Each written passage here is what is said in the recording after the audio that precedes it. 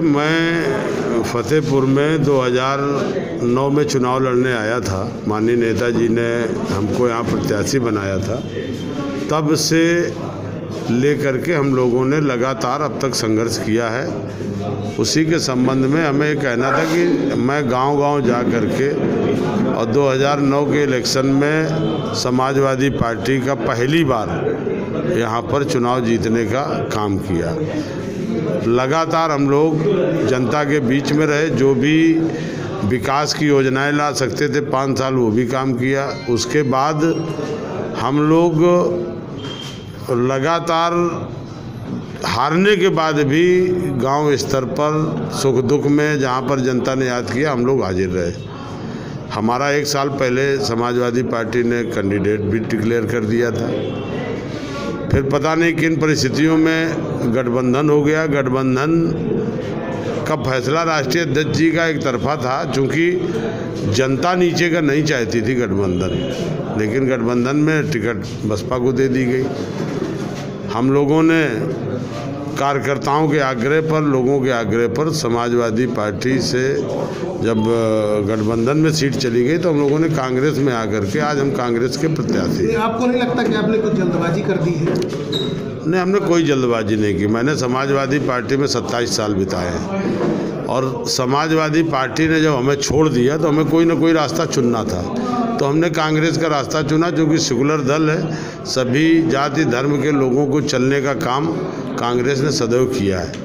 मुलायम सिंह यादव से आपके अच्छे ताल्लुकात थे? हाँ, मुलायम सिंह यादव जी हमारे नेता रहे हैं। उन्होंने समाजवादी पार्टी को एक एक तिनका जोड़ करके इतनी बड़ी पार्टी उनके प्रयासों से ही खड़ी हुई है।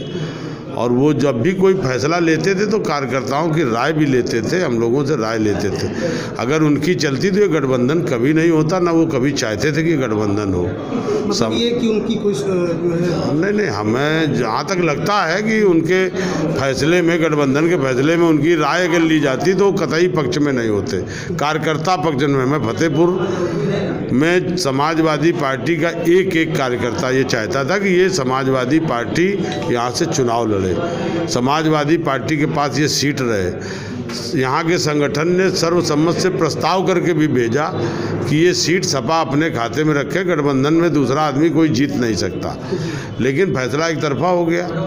वर्कर जो भी कार्यकर्ता था उसकी आज भी संवेदनाएं मेरे साथ है, मेरे साथ सहयोग है, और वो उसी तमाम लोगों की राय से ही हम आज प्रत्याशी हैं कांग्रेस के। सोशल मीडिया में जब आप काफ़ी इस चीज़ का विरोध भी हुआ कि आप जो है सपा से कांग्रेस में आए, लोगों ने कहा कि आपने बहुत बड़ी गलती की। हमको तो ऐसा किसी ने नहीं कहा। वो बहुत हैं, एक आध 2-4 लोग होंगे, नहीं, ज़्यादातर लोगों ने हमारा समर्थन किया और ज़्यादातर लोग आज गांव में हमारा समर्थन कर रहे हैं। और जनता ये कह रही है कि आपको चुनाव लड़ना था, कहीं से लड़ गए, जहाँ से लड़ रहे हैं वहीं आपके साथ, और आज हमारे साथ हैं। ये तो रिजल्ट बताएगा जब।